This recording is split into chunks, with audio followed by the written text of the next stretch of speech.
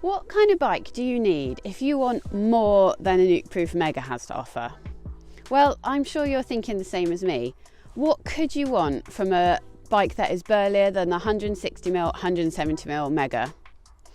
Well, on the release of the Nukeproof Giga, I'm Rachel, I'm from off.road.cc, and I'm here to explain.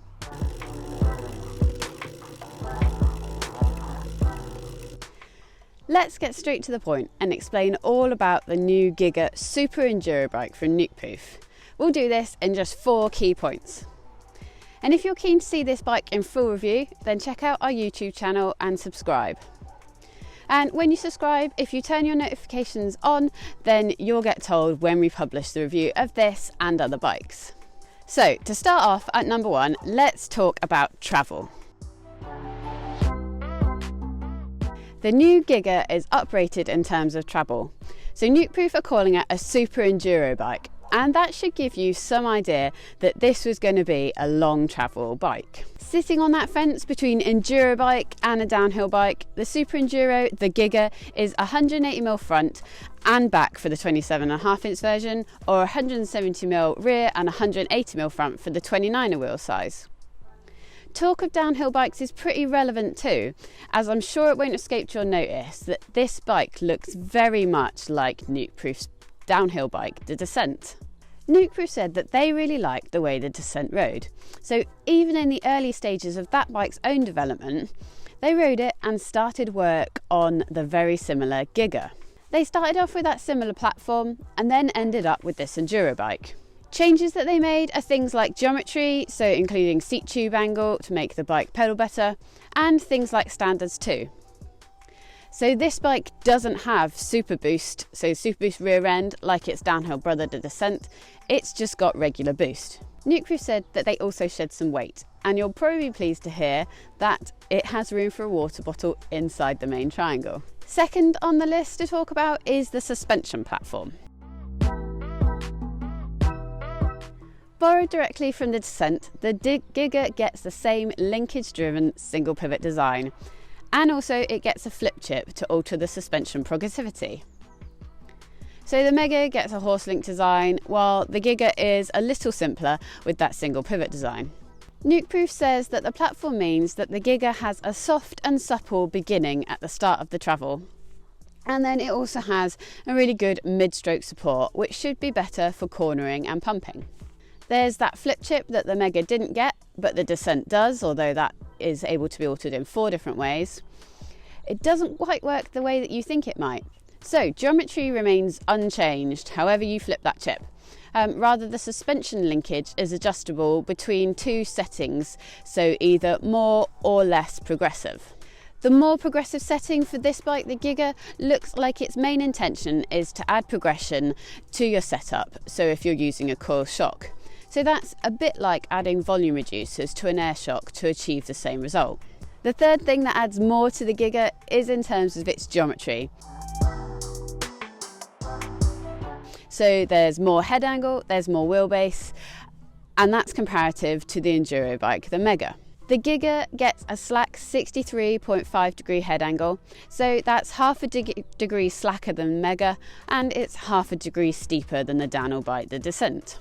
The reach is similar across the board to the Mega, so it's 460mm on this Giga and a 27.5 inch size, and on a medium, and in the largest XL bike on the 27.5 inch wheels, it gets a whopping 520mm of reach.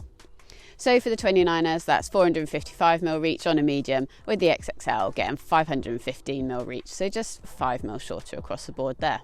The chainstays are all 435mm for the 27.5 inch wheel sizes, and they're 10mm longer, 445 on the 29ers. And for the medium and the 27.5, the wheelbase on the Giga comes in at 1233. It's up at over 1300 on the XXL, and then a little different for the 29ers.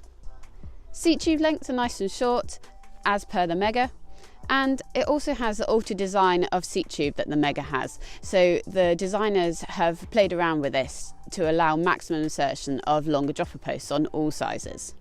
In terms of climbing, the Giga gets the same steep effective seat tube angle as the Mega did, so it's 77 or 78 degrees, with the angles getting steeper as the sizes go up. That means that all riders, however tall, should be able to take advantage of a good and efficient climbing position. And you'll be pleased to note that those values are the same whether you like 27.5-inch wheels or 29. The last thing to talk about is that the Giga is available in carbon only. So on all other models of Nukeproof bikes, you get the choice between alloy and carbon, but this one is available just in carbon for now. We wonder if we will see an alloy version, because of course you can get that Descent and the Mega in alloy as well. Getting those bikes in alloy brings the prices down too, so that'd be something to look forward to in the future. For now though, for the Giga there are 3 spec levels to choose from, but those come in both wheel sizes. There's the top spec factory bike. Now that's got a Fox Factory 38 fork and a Fox Factory X2 shock with Shimano XT drivetrain and brakes. Then there is the Elite, so a step down from there. It's another Fox build with Fox 38s, but this time in Performance Elite spec with the same level X2 shock. That bike runs with Shimano SLX all round. Lastly, there is the cheapest RockShox build, and that's the bike I have here, the Giga Comp. There is a Zeb R up the front and a Super Deluxe R shock at the back, and it's Dior 12 speed. This bike sets you back £3,700, the factory build is £5,600 and the Elite is £4,600. Plus you can get a frame and shock for £2,600. Now I know I've talked about the differences, but of course there are loads of other things borrowed from the Mega and other bikes in the Nukeproof range that make up the final package of the Giga. So as I alluded to, you can fit a water bottle inside the front triangle of the frame, and it's a 700ml one at that. The carbon down tube has been recessed here to make room for the side entry cage and the large water bottle. Like the Megas, the cable routing is tube in tube, so like those carbon Megas, on these carbon bikes is easy cable routing to deal with. There are also 5 frame sizes to choose from, so from small all the way up to XXL, with short seat tubes giving riders loads of choice in sizes to suit their riding preferences. The Giga also gets frame protection, much like the Mega and the Reactor, with rubber strips on the down tube to stave you from rock strikes, and also rubber strips on the chainstay to keep the bike quiet and that chain slap dampened down. There's also room for larger rubber, so 2.6-inch tyres, and you can fit that decent side rubber in both the 27.5-inch bikes and the 29ers. The bikes do come with slightly slimmer Michelin tyres, but then you can fit wider ones later if you wanted. Last but not least, there are some neat spec choices too. So that includes a threaded bottom bracket, there is a gear accessory mount on the underside of the top tube, and there is integrated mudguard at the rear of this bike. Plus, all bikes get shipped with a clear frame protection kit to stop that paintwork getting scratched. That's all I have on this bike for now until I can get on and ride it. So if you want to know more about this bike, check back soon for a full review. We are here and we're online over at www.off.road.cc. So if you wanted to read about this first look or later on in the month this review, then check back on our website. Here on YouTube, we'll have another first look at a brand new hardtail that you won't have seen that's released this week. Plus, coming up, there is more on mullet bike setups and reasonably priced steel hardtails from Ribble. Thanks very much for watching, and I will catch you again next time.